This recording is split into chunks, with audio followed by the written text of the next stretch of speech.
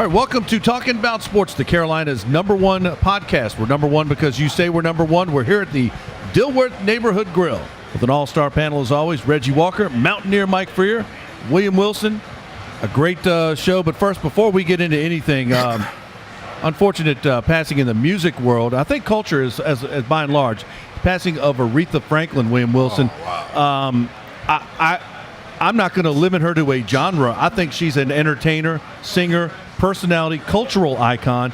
She's as big as Elvis Presley is in his genre, if you will. And he died on this day 41 years ago, and Babe Ruth died on this day 70 years ago. So you tell me there's no synergy. Oh, wow, that's crazy. I mean Aretha Franklin, even people that didn't necessarily follow R&B or soul music, there's some people that just remember her from the Blues Brothers. Absolutely. Guitar Murphy. Absolutely. Guitar Murphy's wife. So I think that 4 fried chickens and a Coke. Yeah, and come on, respect. Who doesn't know? Hey, talk to me. That in and of itself is an icon all by itself. That song, if she had done no other song ever again, that song would have made her iconic. Long after our children and grandchildren are dead and gone, RESPECT will still be important. You would hear people say that in wrestling. You'd hear them saying it's just everywhere. I just think, speaking of wrestling, another passing with Jim Anvil Neidhart. A good friend of mine, the Anvil, Jim Neidhart. So did a lot of stories we can't tell on the podcast with Davey Boy Smith and Anvil, part of the Hart Foundation, a tremendous athlete, world-class shot putter, played in the NFL for a couple teams. Just not so good, but yeah, man, he was good in wrestling, but Aretha Franklin was big in everything else. Aretha Franklin, like I said, no offense to Anvil, by the way. Yeah, definitely, iconic is absolutely the word to describe her. And last time I knew she got admitted to hospice yesterday. Oh, that's never good. And plus, doesn't Aretha Franklin, but she also has her hat in the Smithsonian from the hat that she wore for Obama's inauguration. Should be. Didn't the hat that she wore in the inauguration, they put it in the Smithsonian, didn't they? I'm not sure. That I don't know. Yeah, I'm 99.8% positive. There's 2 cents that I may be wrong, but I'm almost positive the hat that she wore in the inauguration, because it was such a big, everybody talked about it, they actually put it in the Smithsonian. If you talk, when it comes to Aretha Franklin, you talk about the top 20 iconic songs in the history of American music. Easy. Her song "Respect" is got to be one of the top 20. The Queen of Soul. It was a terrible loss. I say top 5, top 10. It absolutely could be. You will, but people don't even know who sang it and know the song. I guess the thing for me, and I continue to go through this, is, she was 76 years old, and to lose her at this time is tough. And obviously, she lived a full life, and the legacy will not be forgotten. But it's one of those things, man. It's where some people, you just look up and we're all going to eventually, no one's going to live forever, but there are certain people that you just wish could live forever. And I feel like for a lot of people, she is one of those people that people wish could really, really live forever. Aretha Franklin will never be forgotten. And there's so many people she touched in so many different ways, man. It's rough to hear that news. And, transitioning to football, the Carolina Panthers had an up-and-down performance, I think, against Buffalo. Kelvin Benjamin looked decent at times. I think Cam Newton coming back in that second series, not so bad. And they got the Dolphins tonight, I believe. Or is it tomorrow night? Friday. So, up and down.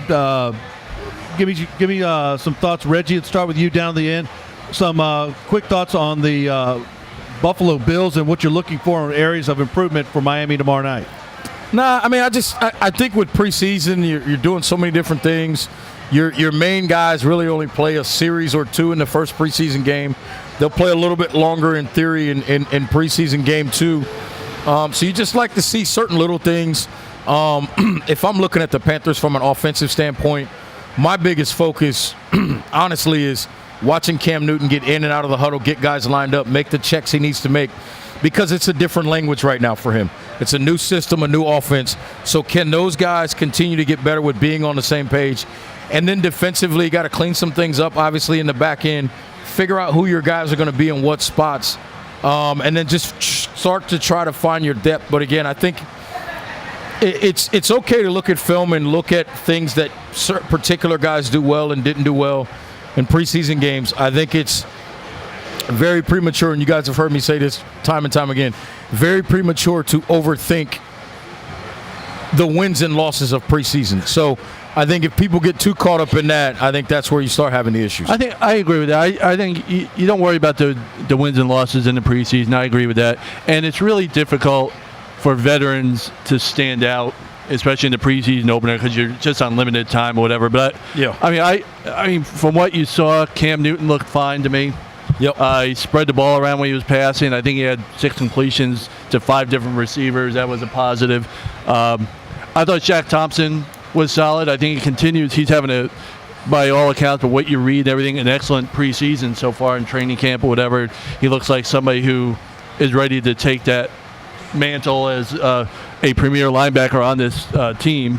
And obviously, DJ Moore looked like the guy who should have been his first receiver pick. Yeah, one of the most telling things, not to cut anybody off, one of the most telling things to me, at least in my opinion, was the fact that we didn't see a lot of C.J. Anderson. And what that tells me is they're saving his body for the regular season because he's going to run so much in between the tackles. And they really want to get a look and figure out between Cap and Elijah Hood and some other guys, who do we really need to keep on this football team? So they wanted to get nice, long looks at those guys. Yeah, I agree. Yeah. And there's no reason to C.J. Anderson. He's a veteran. He's been around. It's not going to – he doesn't need the preseason opener to be ready for the season. Yeah. So, yeah, that was no problem. Cam look good enough for you, William Wilson, one of the harshest critics this side of Jalen Ramsey? I mean, what, for a little bit we saw him? Well, I'm just saying he looked good for 2 series. I mean, anybody can look good for 2 series. Everybody You're can not look going to give him horrible any for 2 credit. seasons. No, it's not. I'm not giving credit or taking away from it. It's not a big enough sample size. This is just one of those things to kind of get you in the rhythm. I mean, that's just kind of what it is. But I look at I don't necessarily want to underestimate the value of winning in preseason. Now, of course, from a record standpoint, it doesn't mean anything. But I think it's a whole lot better when you go home winning anything. In NASCAR, if we won the pole, we felt really good about it. That made us feel better going into the race day. So I think if you go into the preseason, if you're undefeated in the preseason, from your psyche standpoint, I think it's important. Not necessarily from anything else, but that could be where you pick up your momentum. Yeah. Oh no, I don't disagree with it from a team standpoint. I'm saying from a fan standpoint. Yeah. Right. But I think even from a fan standpoint, because I think probably more so it matters from a fan standpoint because it gives them confidence, makes them feel good about the team. It can. It gives you an optimistic. Yeah. So then when they're calling in a sports radio, because let's face it, these guys are all divas. They're listening to sports radio. They're watching ESPN. They say they don't, though. Yeah, of course they all say they do. But Bill Clinton didn't have sexual relations with that woman either. But I think when you look at when you listen to your radio station or you listen to podcasts, whatever, someone says, and you're listening, they're talking about the wins versus you listen to the whole city talk about, oh, we're going to suck again, we're going to be bad, Cam looked bad, TD gotten older, Well, what it says from that standpoint, I agree with you, because what it says from that standpoint is when you win on the talk radio the next day, you're talking about what they did right. What were the positives? And instead of talking about, this guy got beat on a deep route, this guy got gave up too many sacks. It's more positive things to talk. It can carry over. I don't disagree with that. Yeah. So when you listen, so you're driving into work that morning, going to the weight room or going to the treatment room or the film room, you feel a bit more motivated. Yeah. If somebody's talking about a good play you did, now you're more inspired. If you're one of those bubble guys that are making the team, and you hear your name, hey, this guy made a great play. Yeah. Now you're motivated to work that much harder. That one thing you hear on the radio, people always tell you, take the time out to tell somebody something nice one day. You never know if you kept them from jumping off the cliff. Hearing that one nice report on the radio could have been the thing that inspired that one player to work that much harder during camp. That may have made his season and made his career. And when from a coaching standpoint, when you win these games, obviously they're not. I don't think they're focused on wins or losses. They're looking for positive plays by everybody. Exactly. And when you actually come out on top in one of these games, what it really, to me, means you made enough positive plays. You can work with players and point out the positive things they did instead of focusing on, you guys did all this wrong. Now, there's always ups and downs and negatives you got to work on, but at least you have more positive things to go off of than pointing out everything that was negative. I get all that, hey, and I'm not discrediting all of what y'all just said. The only point I'm making is we have to be a little bit cautious of situations like 2017 when the Cleveland Browns were 4-0 in preseason. Yeah. Oh yeah. That's all I'm saying. I'm not saying that doesn't mean a team can't be good or bad. I just mean some people, they look up and their team is 2-0 in preseason. They go, "We're going to the Super Bowl." Yes. Calm down. Yeah, don't print calm up down. Don't print up playoff tickets. Don't print playoff tickets that quick. Reggie, a lot of people are talking about Keontae Anderson, the defensive end. And they're saying Dante Jackson, the corner, obviously a lot of people had high hopes of him coming in, hasn't disappointed. But Keontae Anderson has been really getting a lot of talk from what I've been hearing. Yeah, I mean, listen, at the end of the day, guys can show things, and you like when guys show things in camp, and you like when guys show progression and development. But at the end of the day, we haven't seen enough of what they call that live fire, if you will. And I think we're going to – I mean, look, preseason is one thing. It helps you shape a roster. The first 4 games of the season is when you figure out how good you are. Can he make the top 4 behind maybe Addison, Wes Horton, Pep? Can he be the 4th defensive end? Maybe come in with the second unit with the shot groups. Yeah, he can, and I think with this roster and the way they use their defensive line, pretty much every guy they keep sees the field. Yeah. So if he's good enough to see the field, he'll stay on the roster because they may keep 9. They may keep not 9. 4 ends and probably maybe 4 tackles. They'll probably keep 4 ends, 4 tackles, and then another guy who can probably play a little bit of everything and go that route. And that means all 9 of those guys will see the field. They're talking with Keontae coming in with that second unit with Pep. So Pep will get more of the attention, maybe single blocking for Keontae Anderson. Yeah, but I think again, let's not go too far in this. I'm going to say 2 words, Coney Ealy. Coney Ealy in that Super Bowl looked like he had his breakout game. Great guy, by the way. Great guy. On his way to a Hall of Fame career, if you watch the way he performed in the biggest game any football player could play in. And he was gone a year later. He was going to be the MVP had they won. Exactly. So, and then you see what happened then. We got to be really careful to say what somebody did in one game or a couple of games. Sometimes that's why I said he can make the rotation. That doesn't mean he's a starter. Exactly. Right. Dante Jackson, anybody looking good with the secondary? I think the secondary with Bradbury, Dante, Kevon Seymour, who I didn't think had a very good game against Buffalo, but I think he's a good DB, and I think he's going to have a good season. Here's what I always say, and I played the position of corner. With corners, particularly in the NFL as rookies, it is a very big learning curve. It just is. I'm not going to overthink anything he does well. I'm not going to overthink anything he struggled with. It is a very difficult position to learn in the NFL. Rarely do guys come in as rookies. And, I mean, it wasn't Revis Island his rookie year. Deion wasn't Deion as a rookie. It takes time at that position. But I guess Deion was pretty close, though. Yeah, Deion was special. Darrell Green was about as good as you get. But Darrell Green. The question is, how long can you wait? Those are the top guys. With the rookies. Well, especially at that position. Well, my point in saying that is one preseason game does not mean find a judgment. If we're looking up 6-7 games into the season as a rookie, you got to start to turn the corner, and that's regardless of any position. There has to start to become some visual evidence that the corner is being turned, particularly about halfway through your rookie season. So, I'm tempering expectations. We can see some things that he does well, and again, statistically and certain things are not necessarily what coaches are looking at on tape. Yeah. Is he getting to the right depth in his drops? Is he reading what he's supposed to be reading? Is he seeing what he's supposed to be seeing? Some of that stuff, unless we really sit down with the coaches and talk to them and look at the tape with them, we don't know if that's happening or not. All right, stock rising and falling, unlike William Wilson clothing stock rising. How about rising and falling? And maybe some bubble guys, Elijah Hood, Austin Duke, maybe guys who may not maybe on the bubble but could be practice squad guys.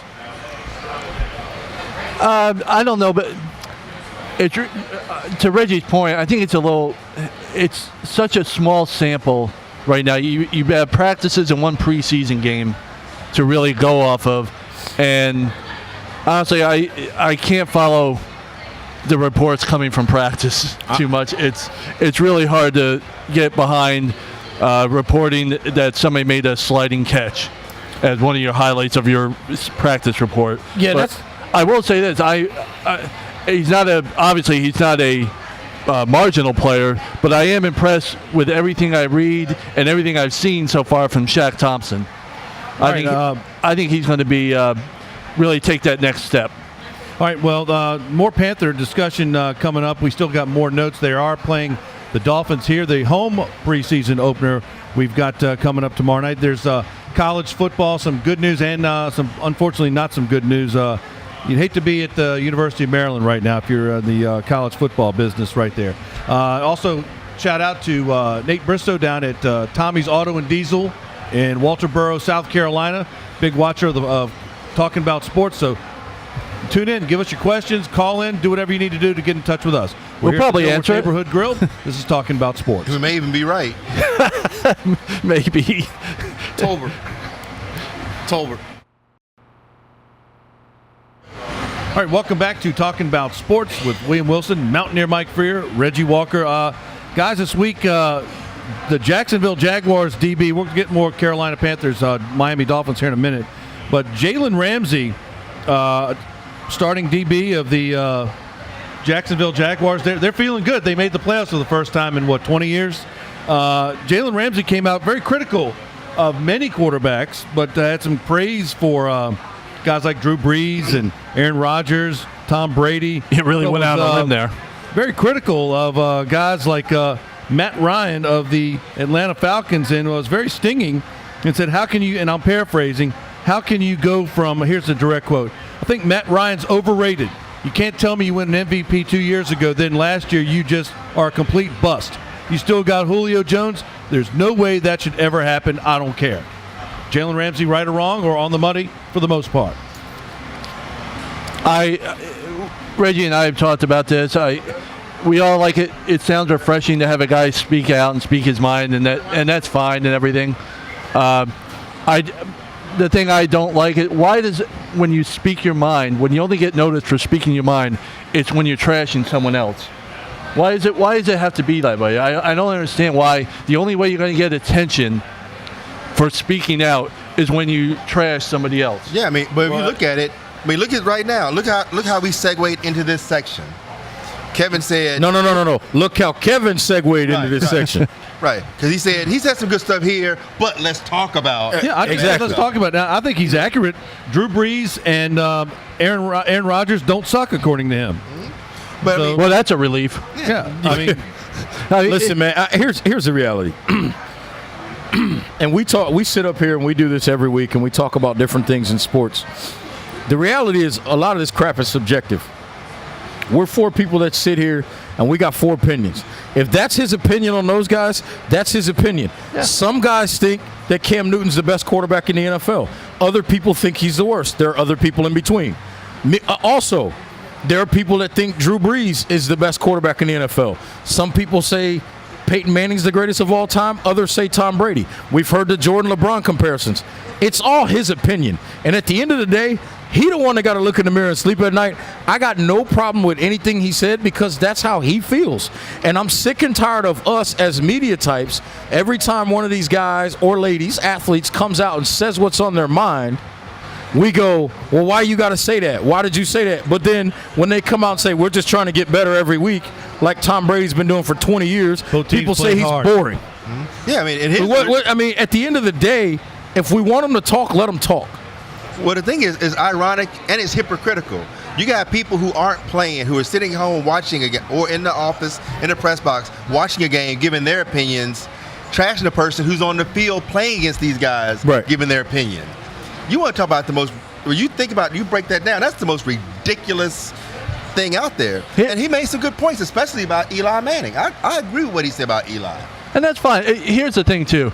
The guys you talked about, Tom Brady, giving the generic quotes and all the quarterbacks know this, too, because they're going to get attention no matter what they say. So why do I have to go and say something, quote-unquote, controversial or whatever? When a cornerback who's not going to get a whole lot of attention unless it's by his play, and he could get lost in the shuffle then, this will get Jalen Ramsey some attention. Plus, he's a very good player. But that now you know who he is. Right.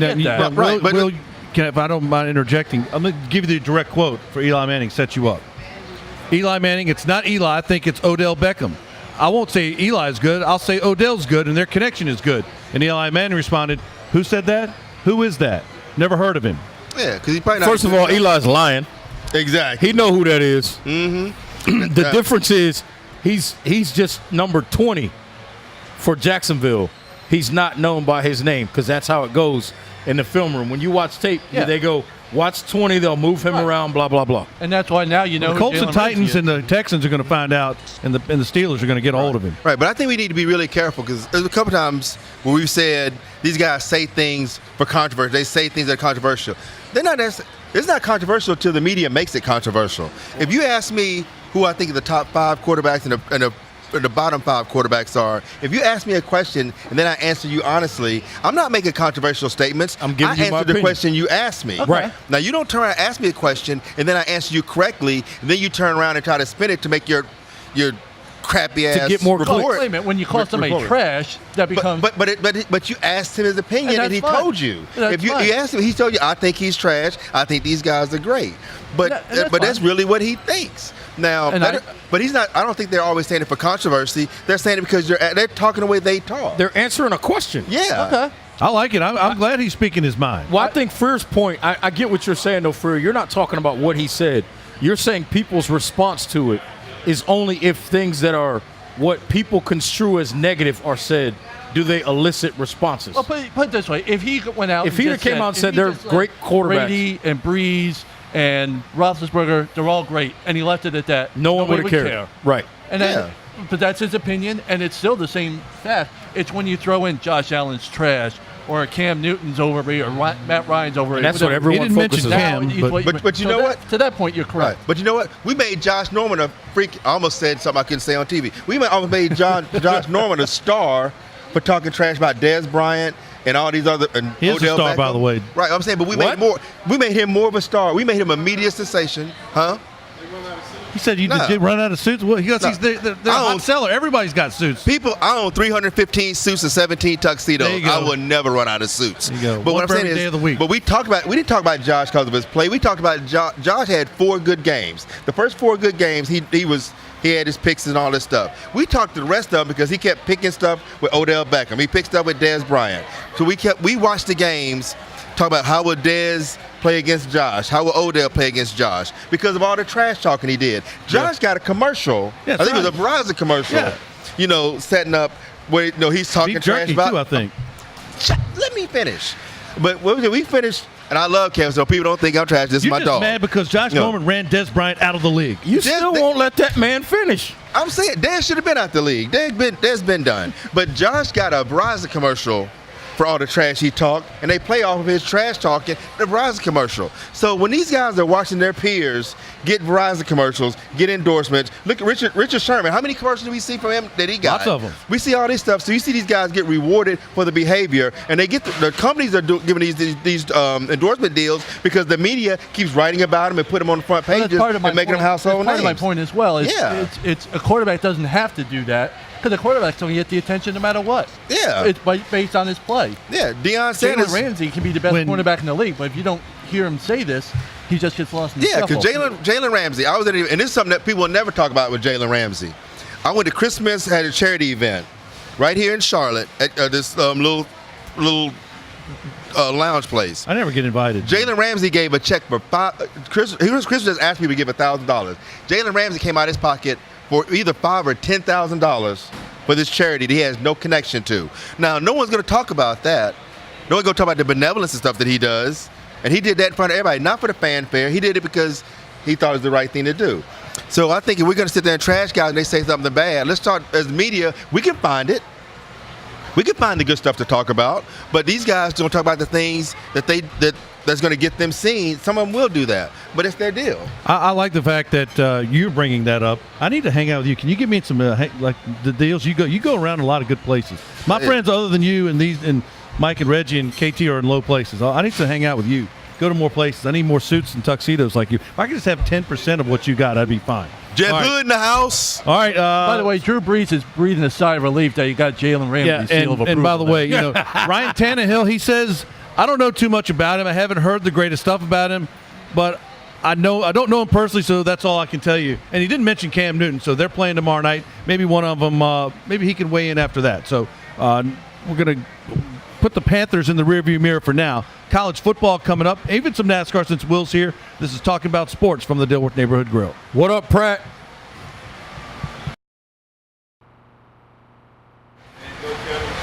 All right, welcome back to Talking About Sport. We're here at the Dilworth Neighborhood Grill with William Wilson, Mountaineer Mike Freer, Reggie Walker, and Reggie, I got to get your take to weigh in a bad situation up at the University of Maryland. We have a player that is a young man, 19 years old, seemingly did not get proper care on a practice field.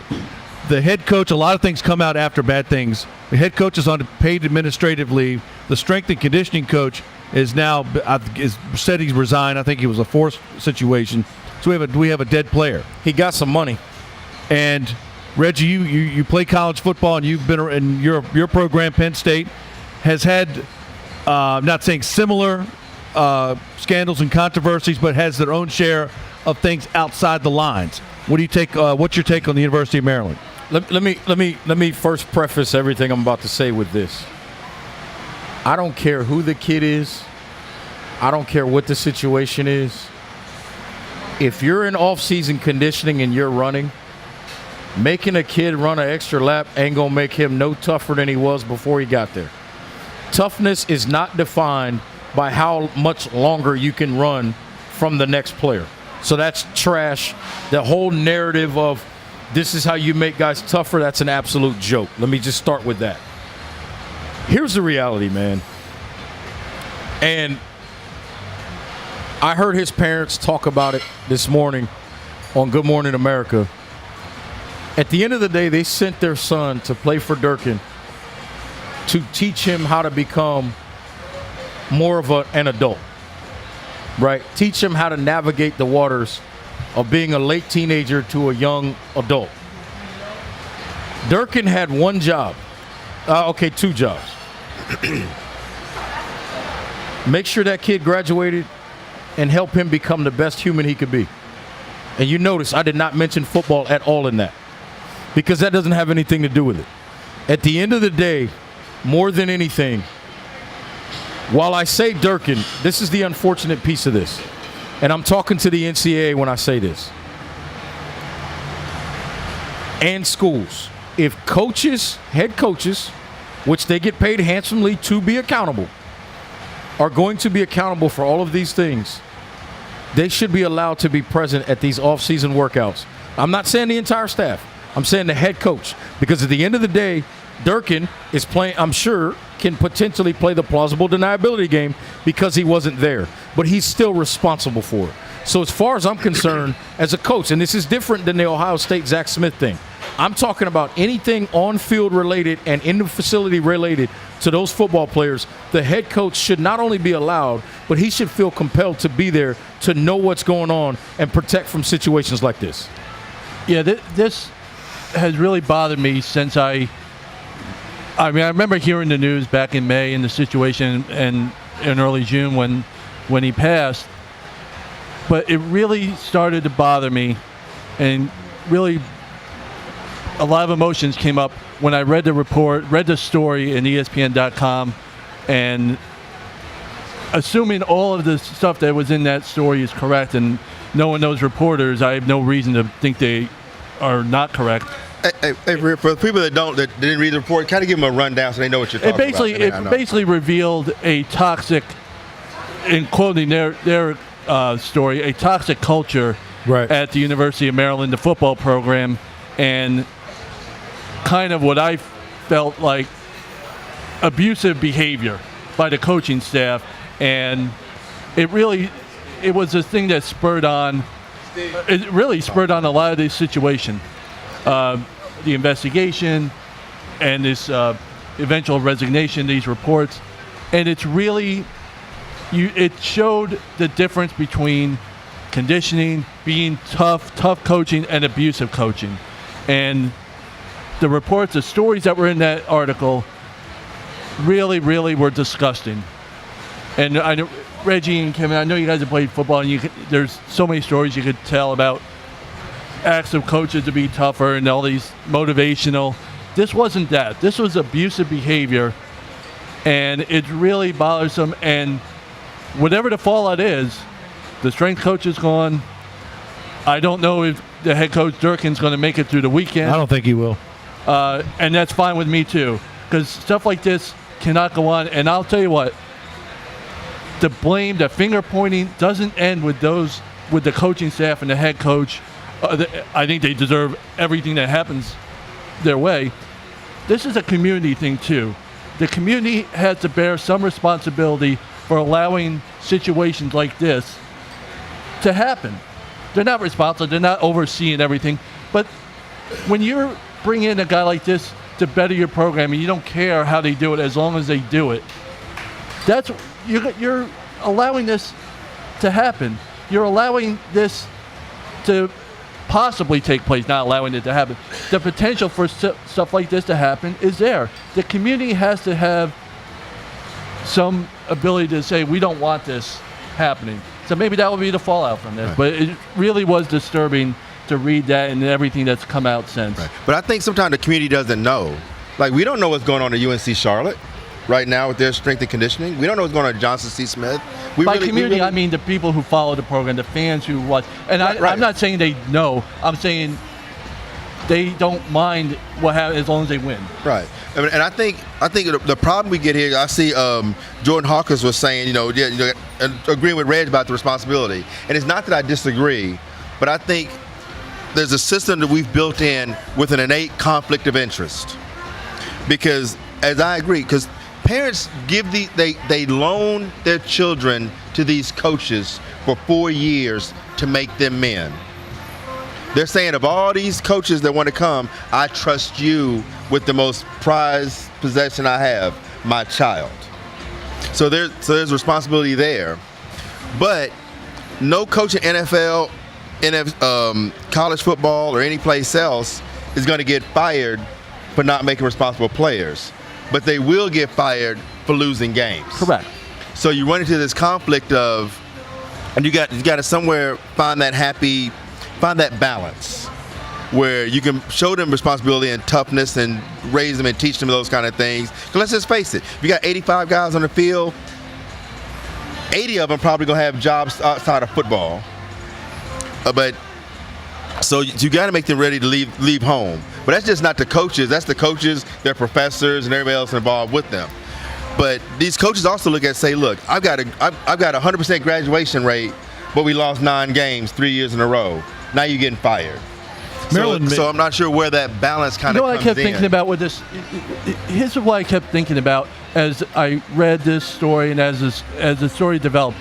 There was a scene at the end of a movie, A Few Good Men, where 2 Marines who were on trial, they ended up, the sentence was they got dishonorably discharged, and one of the young Marines couldn't understand why. He kept saying, why? And he said, we didn't do anything wrong. And the other Marine who was dishonorably discharged said, no, we did. And it really hit home. We were supposed to stand up for those who can't stand up for themselves. Exactly. This is a 19-year-old kid, and nobody, who was looking out for him? Tell me who was looking out for this kid. I agree. Well, and the reality anybody is on the coaching staff. The reality is this also, and I've seen it at all levels. I've been to different training camps and college programs, off-season conditioning, so this is no way a reflection on a specific program. But I don't care who you are, as a strength coach or as a trainer, if a kid tells you he can't go because he feels XYZ, you can't feel what he's feeling. Whether you believe him or not, you can't feel that. You have to trust him. You have to trust a kid, a player. It's even at the pro level. If they say they have to stop and they can't, you have to trust that because you cannot feel what they are feeling in that moment. And too often from that story, it seemed like the coaches, the training staff, if a player would do that, they would determine he wasn't tough enough, and they would push him even further. Running extra don't make you tougher. Or put another weight on there. All right, some of the listener feedback. We got our good friend Lanny Ford, who hosts the Sports Talk Guys, The Bottom Line, which I believe is expanding from 60 to 90 minutes next week. Heard locally, and you can find him here on Facebook. Lanny says, other than the tragic death, how is this different from Urban Meyer rehiring an assistant with known baggage? What type of behavior was against a kid? Very different. It's extremely different. Yes. Let me take this on because it's talking about domestic violence. And as anyone knows, I'm a big anti-domestic violence person. My foundation is about domestic violence. My mom is a domestic violence survivor. This is something very, very close to me. Now, Wait, you said is a survivor, right? yeah, she is a Mom survivor. looks good, by the way. I wanted to clarify. Oh yeah, Mama Wilson she's is here. remarried and everything. She's here. I'm saying she's here. Oh yeah. I heard was. Not was. No, She she is a domestic violence survivor. Yeah. Love Shout you, out to Mom. her. But here's where it's different. And you almost really said a lot of it in this. You said, what if this was against a kid? This wasn't against a kid. These are two completely different situations. They're both marks on a program, but one, you're abusing a person that you're responsible for in that program, that you've looked at their parents and said, hey, give your child to me, trust your child to me, and I will make sure your child is safe. Yeah. He learns. He will have everything he needs to be as successful as he could possibly be. You walked into their home and you assured them, so when they laid their head at night, that they could trust their child with your son. That's the difference. Now, the stuff with the Ohio State situation, that's a personal matter and that's a legal matter that comes back to the school, but this is something the school has a responsibility to this child. Which they admitted. Well, Exactly. the other piece of it, I'll say too, William, to all your points, because I don't disagree with any of that. The other piece of it is Urban Meyer willingly hired this guy back, Yeah. Yes. knowing something occurred. Whereas in this particular instance, this particular day, I'm not condoning anything from DJ Durkin's standpoint, but it goes back to the point I mentioned earlier. On-field head coaches and assistant coaches, on-field coaches are not permitted at off-season workouts. DJ Durkin, while he is ultimately responsible because it is his program, he was not physically out there that day. That's the difference, the biggest difference to me as opposed to Urban Meyer, because Urban Meyer, with all of the information he had, whether it was enough or not enough or whatever, he made the decision to hire this young man more than once. DJ Durkin was not out there to make. Now, it'd be different if this kid had fallen out before during a workout and gone to the hospital. Then at that point, yeah, it's a little bit more of the same. But this was the first time that we know of that this particular kid had an issue in an off-season workout, and the head coach Durkin was not physically out there. Right, but this isn't the first time a player's died on the field. No. We had a Minnesota Vikings Corey player that died Stringer. on the Right. field. And there was we just- had right. a high school football player in Texas Yes. died on the field. The thing is, knowing how much is involved, and especially with the litigious society that we have today. Talk about it. Why don't these coaches? Because the thing is, they say a fish rots from the head. Everything comes from the coach. There's nothing stopping a coach from saying, hey, and just going on record, put it on video, put it in written documentation. This is what I expect, the code of conduct of dealing with players. I can't be out there because I'm an on-field coach. I can't be there. So this is what's allowed. This is what's not allowed. And that's why- And that way you cover your bases. And that's why Coach Durkin is getting a lot of criticism and a lot of attention about this, because just what you said, the culture comes from the head coach down, and is he responsible for the culture that is going on during these workouts? As we go to a break, this isn't the Junction Boys. This isn't Bear Bryant at Texas A&M. And, you know, Maryland gets I can't help but to think Maryland is, and they're going to pay the price. They're going to pay. They have a death on their hands, the University of Maryland, their football program. Randy Edsall was a great football coach, and he may not have, to William's point, he may not have won enough, but his guys went to class, didn't get arrested. They were good citizens. He's now the head coach of Connecticut, and I think he was a much better coach than this clown is up at Maryland right now. But by the way, Will, I think, what's his name, Bielema and Houston Nutt are available in case Maryland wants to look their direction. I wish Al Wallace was available because he's a Maryland grad. That's right. He played there. I wish he was available to give us his opinion on this. That's I'm right. going to tell you who a lot of coaches in the Big Ten and the ACC are concerned about if he potentially gets the Maryland job. Mike Loxley. He's a Maryland native. He's a great recruiter. Actually got some pretty solid recruits to go to New Mexico when he was the head coach down there. Wasn't quite ready to be a head coach. Look out for this guy. He knows that D.C., Maryland, Virginia area very well. He can recruit. If he ends up with that job, that's going to be an issue for a lot of schools in the Mid-Atlantic. All right, let's recruiting that area. We're going to talk some SEC football, including the South Carolina Gamecocks. Maybe we'll slide in some Arkansas Razorbacks and some NASCAR just because you're here, Will. This is Talking About Sports from the Dilworth Neighborhood Grill. Welcome back to Talking About Sports. We're here at the Dilworth Neighborhood Grill. the Belk preseason college kickoff. Our good friend Frank Kay was just here from the Charlotte Sports Foundation. Mountaineer Mike, your own West Virginia Mountaineers taking on Tennessee. ACC football is right around the corner. SEC football, we got the South Carolina Gamecocks just down the road. Running backs, Rico Dowdell, Tyson Williams. They're looking to pick up the slack. They got a really good quarterback down at South Carolina.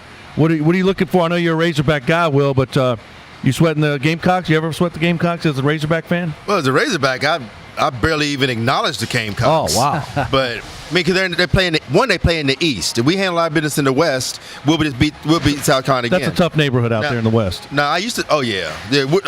That's the closer you get to the NFL is the SEC West. But I think I used to care more about playing South Carolina when we played them every year. Because every other year I got to go down the street and see my Razorbacks play. But I think, the SEC, most teams go through an ebb and flow. South Carolina looks like they're making some good moves. There's a great place to go watch football. I love going to University of South Carolina to watch football. When my Razorbacks play, whether we win or lose, the fans are always great. They're very hospitable. They're very mannerable. It's SEC football. You can hear culture. a little pig suey every now and then in the crowd. Yeah, I mean they're respectable. But we're not really one of those schools that other schools hate. Like we're not like Alabama walks in and people hate them to their soul. We're not one of those schools, so we don't just deal with some of the stuff that other people deal with. What about LSU? Y'all have this deal with them on Thanksgiving, isn't it? Yeah, well, it used to be Thanksgiving. Now they changed the Golden Boot game. Too. Yeah, But the good thing about it, between us and LSU, we can actually read big books that don't have to be colored. Whereas LSU, they don't necessarily can't do that. Big shout out to my boy Marcus Spears. But I do like him. Yeah, I do. Marcus is my dude. He we trash each other. But I think it's too early. Until we get 2 or 3 weeks to the season, and like you already said, see live fire football and see these guys playing and how they bounce back from a loss they thought they were supposed to get, or how they play, or a big win they didn't expect to get, and see what Montse they're made of. We really don't know. We're just speculating. I don't know, Reggie, about you, but I still think for South Carolina to make an impact, they got to get through September, and that usually means the Georgia Bulldogs. I think the Georgia Bulldogs own the SEC East right now. They do. That's the most talented team in the East. Florida is always going to be a problem because of what they can do on the defensive side of the football. Still trying to get the position of quarterback figured out. Not sure they've done that since Urban Meyer was in Gainesville. So they're still trying to get that stuff worked out. And then you look at the rest of the teams in the East. Tennessee, they have Jeremy Pruitt, but do we know how good they're going to be right now? Not sure we do. Although I do think the Tennessee game against West Virginia is going to be a better game than people think. I think it's going to be a pretty competitive matchup. But in terms of South Carolina, listen, at the end of the day, for that team, I know they've got Bentley coming back at the quarterback spot. For that team, it comes down to offensive and defensive line. Can they win it in the trenches? Can they be dominant there? If they can't be dominant there, they're going to struggle. I mean, as far as the Gamecocks go, in my opinion, health is as big a deal for them as anybody if they want to be really one of the elite teams in the SEC, because one of the best players in the conference is Deebo Samuel. He just got hurt last year after about week 3. He was going to be an all-SEC guy. He was scoring all over the place. He got hurt. He's coming back. They have really good crop of wide receivers. And Rico Dowdell, it's all about health with him. It's about health with the running back position. Yep. I think they had 4 running backs last year that combined gained about 1,300 yards. But you want that one back, and Dowdell could be that back. But they really have a schedule that is, I know it's on paper, it's August and all that stuff, but it's really potentially favorable when you figure no Alabama, no LSU, no Auburn. Georgia's at home in week 2. The other game, Coastal Carolina, Marshall, at Vanderbilt, at Kentucky. Those are your 2 road games in the first 2 months of the season.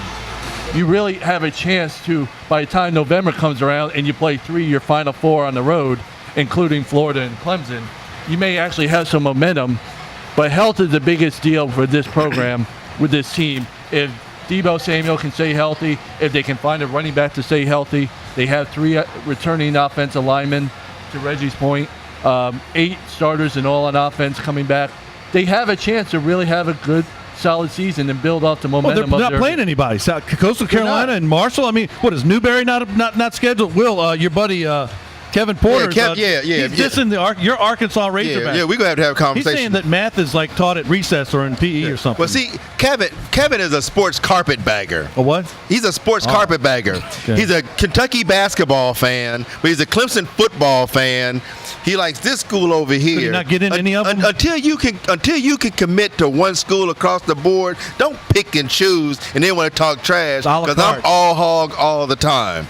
Baseball, basketball, football, women's golf, women's tennis, I don't care. I'm all hog all the time. Don't sit there and act like it's a sports buffet and you're a big Marge from the trailer park trying to pick out where you're going to eat from, big boy. Who did we meet at USC Aiken? What team were they on? Did you just call him the Kelvin Benjamin of picking sports teams? Speaking of buffets? Just saying. Now, to his credit, so we all know people like, man, you trash the Kevin Porter is my best friend on the planet. So Kevin, no, you my homeboy, but Kevin is my best friend on the planet. All right. So he's like my brother. But he's a sports carpetbagger. So stick to one team, then you can start talking about football to the adults. Otherwise, sit at the kids' table where they got a kids menu where you pick the little happy things that make you smile at night. Little umbrellas in the drink. Oh wow, there you go. He says he's a winner all day long. Well, when you cherry picking, that's what happens. So I guess if Clemson starts sucking bad enough and another team in South Carolina starts playing well, now, he'll be there. You bring up Clemson. I'm telling you. How about this, Reggie Walker? You've been on this seemingly all the time. The preseason first team ACC defense is out, and the defensive line is everybody at Clemson. All at defensive end, two defensive tackles that's the starting ACC first team is Clemson's defensive line. You know they what all could be in the NFL next year. You know what the scariest part about that is? They got backups that probably should be on the second team, all ACC. That's how good they are up front on that defensive line. If anybody saw our show from Media Days, I asked Dabo Swinney, how does he keep those guys happy? And he paused for a second. He looked at me and he goes, I don't want to keep them happy. I saw that. That's a good point. He kept photobombing y'all. Let them boys get mad and let them go eat. But I think that also speaks to how bad the defenses are in the ACC. Oh, you know how bad you got to be with all your good players on one team. I think Clemson's good, not that the rest of the league is bad. I mean, they're good, but you should be able to find one of your guys should be in that conversation somewhere. You would think. You would just think, man. I mean, I may be wrong. Well, I tell you, you're never wrong, Will. I said a few weeks ago, I think Boston College is going to have the second best defense in there. They may not have the preseason first team all ACC guy. Don't be surprised if they get some on there by the end of the year. I didn't know they had marble teams because he says Clemson destroys Arkansas in marbles. Your buddy Kevin Porter. Well, they can play us in some basketball. Oh, I forgot. You don't talk trash when it comes to basketball. That's when you turn into a Kentucky fan. Makes it easier, doesn't it? Oh yeah. I still think Clemson is the team to beat in the league, but Notre Dame's going to be better, and they better be because I think the seats get a little hot for Brian Kelly up in South Bend, and I think Wake Forest is a sleeper team. And we have food here from the Dilworth Neighborhood Group. We got looks like crab cakes. We got some kind of chicken fingers, some speedy pizza. No Wilson pretzel. Walker wings. That's all good. And, Jasmine, come over here, please. How come you didn't bring anything for anybody else here? Just me. Can you come over here, right on this side, next to this handsome guy in the red shirt? No, I'm gonna take it to Jasmine, what do we have here to eat? We have a meat lover's pizza here. We have our pretzels. We have our chicken tenders with our seasoned fries. And it looks like we have a black bean burger at the end. Okay, well, that's good. And how you doing? That was a crab I'm cake. doing good. Big night here tomorrow night. We're going to have a lot of action here right before the Panther game, a shuttle, and probably some tailgate deals that everybody can get a hold of. You really excited for tomorrow night? Very excited. Who's your favorite football team? I'm going for the Panthers. Okay, you like college Who's football? your favorite team, though? Who's my favorite team? She said he's pulling for the Panthers. I want to make sure we clarified that. Yeah. Okay. The Panthers. College team? Yeah. I have to go to the Tar Heels. But that's in basketball, though. What about football? They don't have football up there anymore, I don't think. I don't have a favorite. Well, Will says you can go with Arkansas. Arkansas? No. I say you can go Virginia Tech or Notre If you don't Dame. pull for Arkansas, I want you to pull for Arkansas in Look, everything. I think that sounds like the winner. Okay. She's going with me. Right on. There you go. All right. Jasmine, thank you very much. You're welcome. So, very much. I'll enjoy. Thank you very much. Lots of stuff here. We'll have to get a line and maybe have a media day for the marbles, the SEC marble media days with for William Wilson and Kevin Porter. Well, first you got to make sure Kevin pulls for that team in marbles. You got to figure out the sport. You got to ask Kevin which team he pulls for each sport. That's cool. That's cool. They had to have won the previous year, right? No, he's not a bandwagon like that. He's been a Clemson fan ever since I've known him. All right, I give him that. All right, we're going to come back. We've got some NASCAR and some final thoughts. This is Talking About Sports from the Dilworth Neighborhood Grill.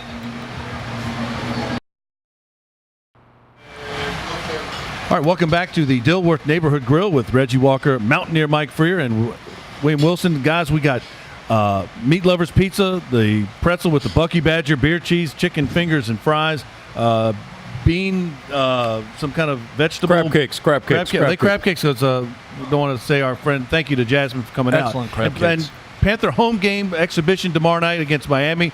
There's always good. This place will be the epicenter of all that's going on. This place is going to be packed. You got tailgate specials. You got a shuttle from here to the game, so you can be like Brian France. You can get drunk, but you won't have to drive. You can just come here, get lit, get a ride up there, or go get lit at the stadium and get a free ride coming back. So we got that. And speaking of NASCAR, Will, Michigan, Kevin Harvick, pretty hard to beat. Those Fords were out front, and Kevin Harvick was pretty dominant last week. Oh yeah, I mean the more things change, the more they stay the same. New track, same result. I mean, right now, Kevin, Kyle, those guys, they're the class of the field right now. Somebody may get a win here or there, but for the most part, those guys are the class of the field. There's 3 here, and the rest, not the rest, but a lot of them down here. And then there's the Starton Parker guys. Pretty much. We at Bristol this week. Oh yeah, the night race at Bristol. This is a big one. Kyle Busch to me, man. I'll just go out on a limb and go. I'll take Kyle Busch. What do you like at Bristol? Well, I'm always pulling for my boy Kurt till he pulls by one the way, in. rumors are he's going to be leaving Stewart Haas Racing, going to the one team.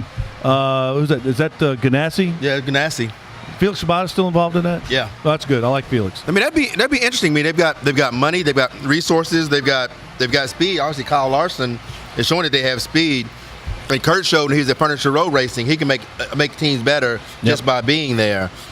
And Jamie's had some speed this year. I mean, He's still good at times. Chevy's. I mean, Chevy's been hurting for speed overall, but Jamie's been in the mix at times. Unless you're Chase Elliott. Yeah, but I think Kurt's gonna. I think if Kurt does indeed go there, I think it's gonna be really cool. But you look at that, then you look at this last year at Levine Racing for Casey Kane. Right. That may open the seat. Maybe he'll slide over to Stewart Haas if that's true. What's saying? Well, who, Casey Kane to go to Stewart Haas? You think maybe? If a seat's available, Jamie? maybe. I don't know. Or Jamie. I mean, Jamie still got some tank left. How about Ford unveils, what was it, the 10 millionth Mustang this week? Mm-hmm. And then all the hoopla about, and the NASCAR is going to go with Mustangs. They roll out 10 millionth Mustang. The real big deal. Ford's having this big press conference, and Tony Stewart says, oh, by the way, I'm going to race an IndyCar. I'm going to race an Indy 500 next year. And nobody wants to talk about Fords. They want to talk about Tony Stewart running the Indy 500. Well, I mean, people are just, okay, cool. Ford put out their millionth car. Great. It's just, I mean, maybe car guys will care about that, but as a sports guy, I don't care if Ford introduced their 1 millionth, 10,000th, 10 millionth, or 1 billionth Mustang. I don't care. It's not something that's going to make me move the needle. I'm not going to go home. I'm not going to think about this after we finish this segment. Right. Tony raced an I've had IndyCar. 2 Fords, and right now they're both behind the wall. That's all I can say. You guys got any thoughts about NASCAR or Fords in general, Mike, Reg? Who you I like drive a this week? Toyota. Okay, that's good for you. I'm saying that's better than the DNF on race day. What? I want to say this. One of my favorite driver. I mean, Kurt's my friend, Yeah, so you know that he's your put him guy. in a different space. Greg Gaulding. But my favorite driver overall is Elliott Sadler. I love Elliott Sadler. Elliott Sadler. I met Elliott Sadler before my rookie year in NASCAR. They used to have the Winston Cup preview in Winston-Salem, at the Joel. We were sitting down talking, and he was a really good basketball player in high school. Got an offer to go to James Madison. And to go to Arkansas. He thought about going to Arkansas, and he blew his knees out, so he stopped playing basketball. And but he's your favorite. He was buddies with our friend Steve Burns. But I found out he was my favorite. He was my favorite driver because he's drive the Air Force car in the May race. And I just thought that was my favorite paint scheme, even though I'm a Navy man. And so he was getting about my favorite driver. And then we started talking. That solidified him as my favorite driver. But he said 2018 is his last season. I hope, and so he's going to retire. He's been doing great in the trucks and the Camping World It's to hear 2018 is his last year as a full-time driver. Mm-hmm. This is the point I want to make to a lot of people. Casey Kane is 38 years old.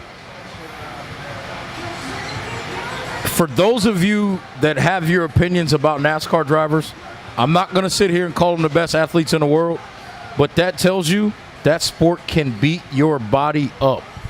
38 in a lot of sports is considered done, over the hill, whatever. The fact that he's still around and is willing to do it, at least on a part-time basis, tells you how much he loves it, but it also tells you that is a sport that can beat your body down.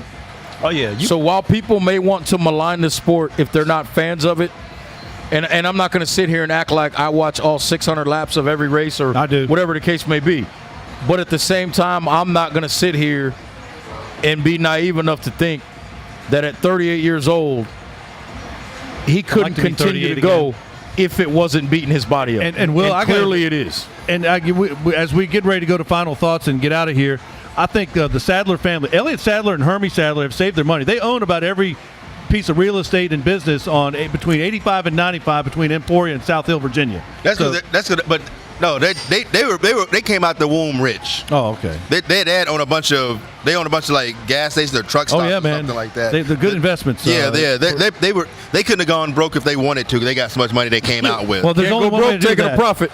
If you have a large fortune, according to Felix Sabatis, the only way to get a small fortune from a large fortune is get in NASCAR. You botched that completely up. What they did, they asked Felix, said, When "How do you doesn't make?" He said, "How do you make a small fortune in NASCAR?" He said, "Start off with a big one." There you go. That's what I meant. See how simple that is, how easy that is? Yeah. All right. Final thoughts. Reggie Walker. Yeah. I want to get into something real quick.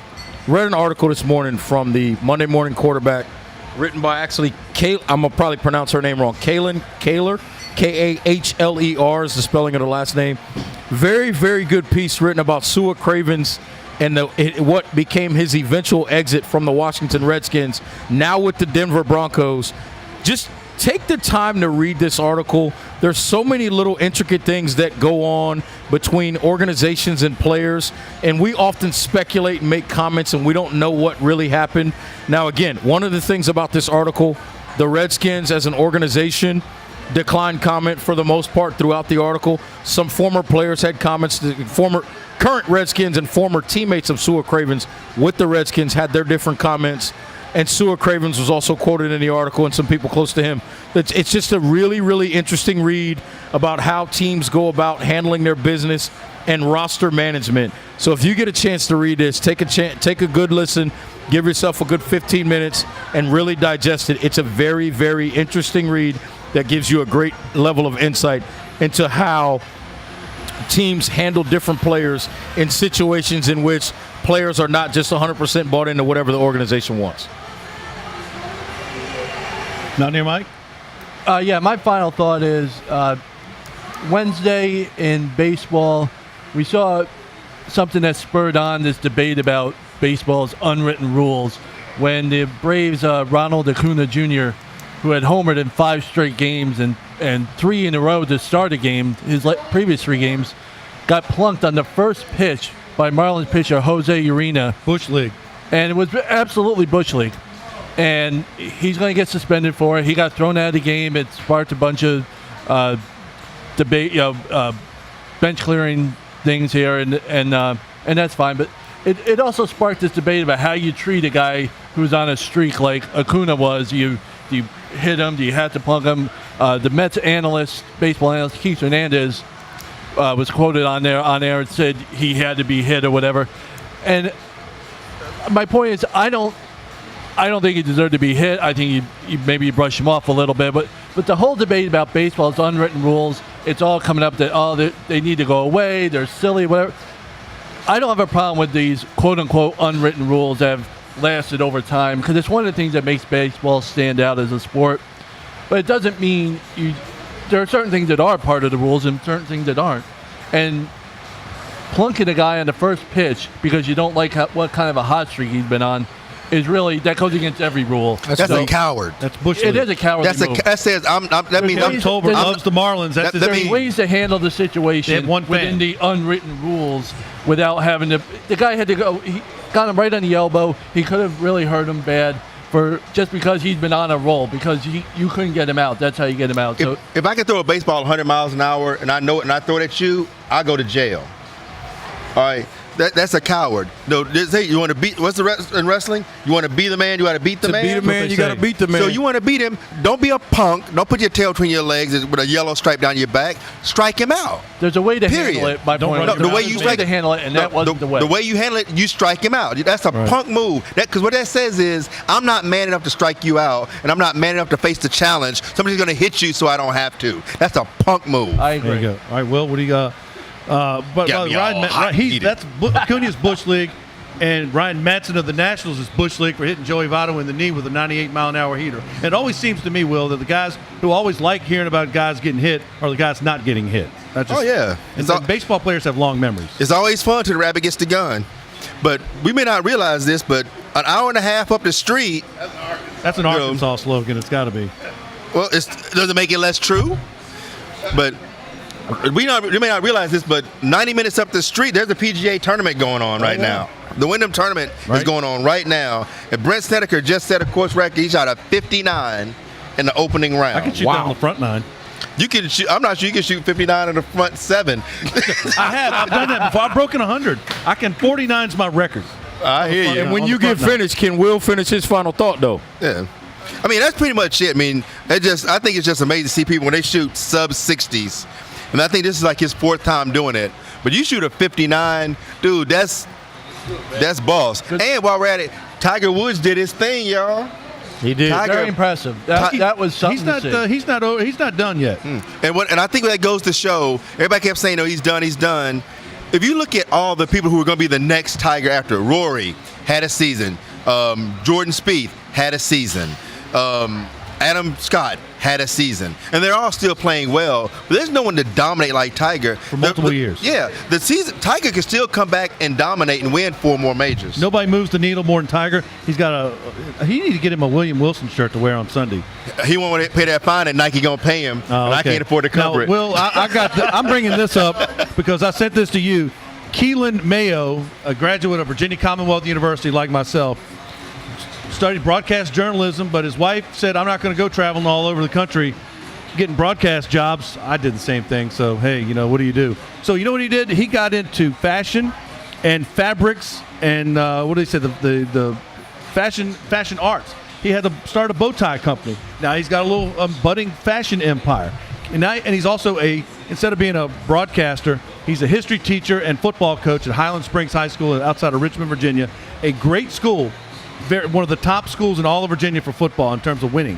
And so here's young Keelan Mayo starting a fashion from making bow ties, getting popular, making money. Now he's making more stuff.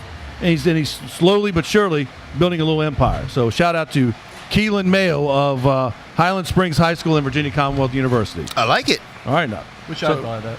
For Kevin Tolbert, Reggie Walker, Mountaineer Mike Freer, William Wilson, I'm Kevin Casey. We're here at the Dilworth Neighborhood Grill. So long for now.